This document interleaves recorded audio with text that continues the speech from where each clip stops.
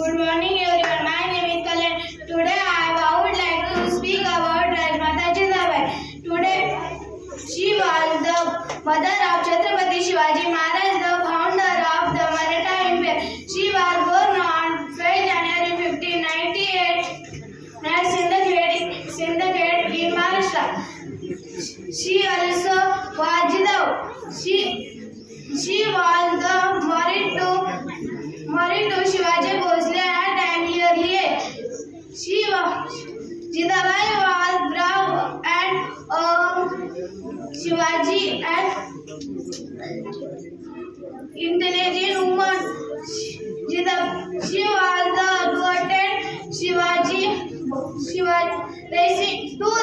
Shivaji Bhosle